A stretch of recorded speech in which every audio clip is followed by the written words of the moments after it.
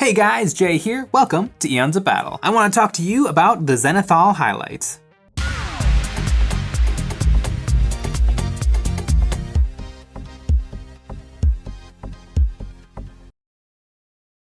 I know, Zenithal might feel like a big waste of time. It's a gimmick, it's a nonsense lie painters tell themselves to feel like they're painting in a superior way to the casuals. I don't believe that, but I do believe there is something to it. Depending on how you're painting, if you're using contrast paints or glazes, or if your model's predominantly white, it can be a huge time saver. But even if you end up covering every last little bit of the highlight, I still think it's worth it. It's like getting a first try on the model. It shows you the model in a new way that the renderings, box art, or physical naked plastic model just doesn't. So if you've been looking for a new thing, something different to try out on your models, give Zenithal a try. Looking at this Plague Marine I've already Zenithal highlighted, I can really see the highlights all mapped out. It's a little like getting a first try painting a model. I can see the lenses on his belly eyes are super bright, and the entire side of his face is in shadow.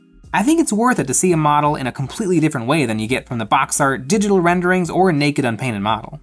So let's get to it. First, your model needs a black primer. My favorite is Stynylrez Res Black Primer through the airbrush, but a rattle can will work too. This stuff runs through my Badger Patriot 105 great, and it doesn't need thinning. Then I blasted the model, making sure to get every nook and cranny. And having the whole model built will make this easier than having a model broken down into sub-assemblies. Now it's time for the highlights. I'm using some Liquitex titanium ink, but unlike other colors of ink I've worked with, I have found that the way to get a good, smooth finish with this is thinning. I have used water before, but a thinning product will work a little better. I put in a little squirt of ink and then a few drops of thinner, then mix it all together. Then it was time to spray. I took my airbrush and held it directly above the head of the model and sprayed down. The paint lands on the top facing parts of the model and highlights them white, leaving the areas it cannot reach either gray or primed black. It's really important to make sure that you keep the brush at the top pointed down. Some areas will feel too dark and you'll be tempted to fill them in, but let them be too dark. If you start filling in everything you see, you'll just turn into a white prime instead of a Zenithal.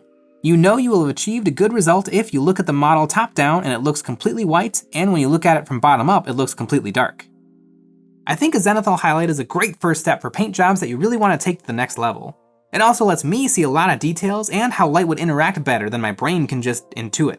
It's also important to remember that this ink layer can be kind of fragile. I would wait a day before putting paint on this to let the paint harden. We make tutorials like these every single week, and if you find them helpful, you might consider supporting us over on Patreon. Over there you'll gain access to some behind the scenes, hobby hangouts, and more exclusive content. That's the Zenithal Prime, and to get a good Zenithal Prime, it's important to have a clean airbrush. If you want to know how to do that, you should check out this video on how to clean an airbrush. Find that video and lots more like it on our channel. But that's all for this video. I hope you enjoyed, and as always, thanks for watching.